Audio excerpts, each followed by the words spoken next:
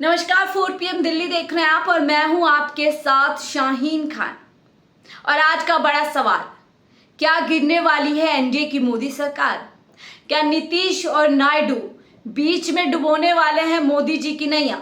और ये सवाल मैं इसलिए कर रही हूं क्योंकि आपको याद होगा कि अभी हाल फिलहाल संसद के सेशन में वक्फ बोर्ड विधेयक पेश किया गया था, जिसको केंद्रीय मंत्री अल्पसंख्यक केंद्रीय मंत्री किरण रिजिजू जी ने पेश किया था और इसके समर्थन में कई बातें की गई थी। तो वहीं एनडीए के तमाम सहयोगी दल ने इस बिल का समर्थन किया था। तो वहीं विपक्षी दल ने जितनी भी विपक्षी दल की पार्टीज है सभी ने इस बिल के विरोध में अपना मत दिया था। हालांकि विरोध के बाद ये बिल जेपीसी के पास भेज दिया गया था और कहा गया था कि नेक्स्ट सेशन में शायद इस पर चर्चा होगी, बहस होगी और ये बिल पास हो जाएगा। लेकिन इस बीच कई सवाल खड़े हो रहे थे कि जिस समुदाय के आधार पर, जिस समुदाय के बल पर एनडीए के कई सहयोगियों की राजनीति चलती है, वो आखिरकार इस बिल के समर्थन में कैसे खड़े हो सकते हैं। हम बात कर रहे हैं नीतीश और नायडू की, जहां बिहार में अगले साल विधानसभा चुनाव होने हैं। तो वहीं जो टीडीपी के मुखिया हैं नायडू, उनकी पूरी की पूरी जो राजनीति है वो मुस्लिम समाज पर ही आधारित है।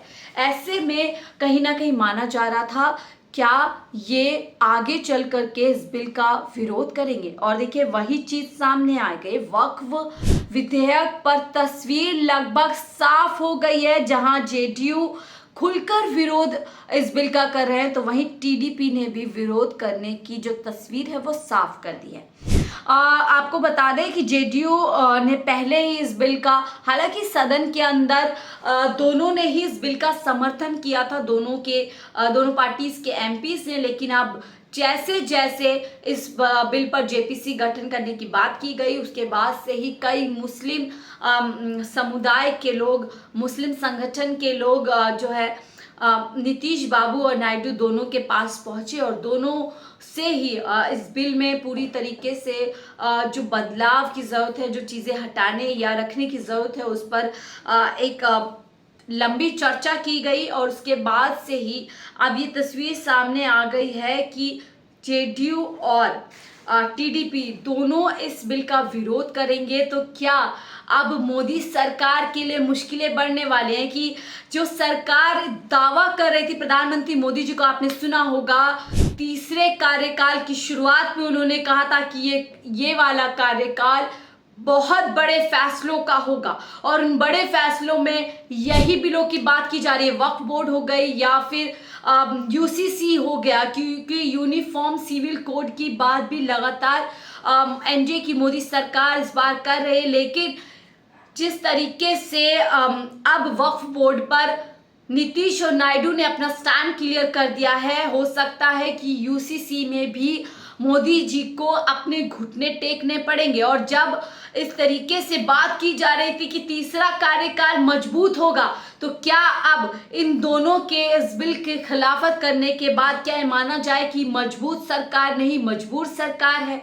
क्योंकि अब वो फैसले वापस लेने होंगे। पहले एक तरफ जहां राहुल गांधी बतौर नेता प्रतिपक्ष लगातार एक चुनौती के तौर पर मोदी सरकार को बड़े फैसले लेने से रोक रही है, उसका जीता जागता उदाहरण आप लोगों ने पिछले संसद सेशन में देखा होगा, जहां पर आपने देखा होगा जो लेटरल एंट्री है उसको, उस फैसले को भी सरकार ने वापस लिया। यूपीएससी के अंदर लेटरल की एंट्री हो या फिर जो डिजिटल बिल बनाया गया था सोशल मीडिया पर नकेल कसने के लिए, वो भी सरकार ने वापस लिया, ठंडे बस्ते में डाल दिया। तो वही वक्फ बोर्ड का बिल भी कहीं ना कहीं ठंडे बस्ते में चला गया था। और ऐसे में अब क्या खुद एनडीए के अंदर चुनौती के तौर पर नीतीश और नायडू मोदी जी के सामने खड़े होने वाले हैं? ये सवाल अपने आप में बड़ा है। लेकिन इससे साफ तौर पर देखिए जिस तरीके का रुख यहाँ पर अभी आपने देखा होगा, आरक्षण के मुद्दे पर चिराग पासवान पूरी तरीके से सामने खड़े हो गए थे। सरकार के खिलाफ में और उन्होंने आरक्षण का समर्थन किया और जो लेटरल एंट्री या फिर क्रीमी लेयर की बात सुप्रीम कोर्ट के फैसले में की जा रही थी उसका विरोध किया। तो देखिए एक के बाद एक ऐसे फैसले सामने आ रहे हैं, ऐसी घटनाएं सामने आ रही जिससे साफ तस्वीरों में नजर आ रहा है कि एनडीए के अंदर बड़ी फूट पड़ सकती है और फूट का अंजाम यही होगा कि कहीं ना कहीं जो मोदी सरकार सदन के अंदर कहती थी कि एक मोदी सब पर भारी, आज वो पूरी तरीके से मुश्किल में पड़ते नजर आ रहे हैं। और यही वजह है कि शायद जिन नीतीश और नायडू को मोदी जी भर भर कर गालियां देते थे, भर भर कर कोसा करते थे, आज वही नीतीश और नायडू ने वक्फ बोर्ड पर अपना रुख पूरी तरीके से साफ कर दिया है। और कोई बड़ी बात नहीं है कि आगे जितने भी ऐसे कानून या ऐसी जो बिल्स लाए जाएंगे जिसका असर सीधा सीधा इस देश की जनता पर पड़ेगा, कोई भी इसमें संदेह नहीं है कि वहां पर नीतीश और नायडू अपने ही सरकार के जो बोल सकते हैं सबसे बड़े दल के खिलाफ सामने खड़े नजर आएंगे। बहरहाल वक्फ बोर्ड पे क्योंकि देखिए बड़ी वजह है, हालांकि पासवान की पार्टी ने भी रुख पूरी तरीके से इस पर साफ कर दिया है कि वो इस बिल के खिलाफ खड़े होंगे। तो वहीं देखिए 18% वोटर्स मुस्लिम बिहार के अंदर आते हैं और वहां पर शीर्ष मुस्लिम धार्मिक संगठनों ने, सुन्नी संगठनों ने उनसे मुलाकात की और जो शिया वक्फ बोर्ड है उन्होंने मुलाकात की और जो वक्फ बोर्ड पर बिल लाया गया जिसके तहत बोला जा रहा है कि पारदर्शिता होगी, बेहतर कानून होगा, इस तरीके की बात सरकार की तरफ से की जा रही है। और संगठन के अंदर एक नॉन मुस्लिम नुमाइंदा भी होगा, महिलाओं को जगह दी जाएगी, कई ऐसे तर्क दिए जा रहे हैं जिससे सरकार कह रही है कि बिल मुस्लिमों के फायदे में। हालांकि एक लंबी बहस हमने बिल के पेश होते समय ही देखी थी कि किस तरीके से अखिलेश यादव, ओवैसी, तमाम दलों के नेताओं ने इस बिल का विरोध किया था और कहा था ये बिल जो है मुस्लिम विरोधी है, हम किसी कीमत पर इस बिल को पास नहीं होने देंगे। सरकार को ज़रूरत है कि इस बिल को पूरी तरीके से एक बार फिर से स्टडी करे और इसका पूरा जो है ख्याल रखे कि इस बिल के चलते मुस्लिम समाज को किसी भी तरीके की परेशानी ना हो। तो अब जब खुल कर के टीडीपी और जेडीयू सामने आ गई हैं तो अब कहीं ना कहीं ये माना जा रहा है कि यदि मोदी जी को अपनी सरकार बनाए रखनी है और तीसरा कार्यकाल पूरा करना है तो इन दोनों की तो माननी ही होगी। कानून वो तमाम वापस लेने होंगे जो इनके वोटर्स को कहीं ना कहीं इनके वोटर्स पर प्रभाव डाल सकता है।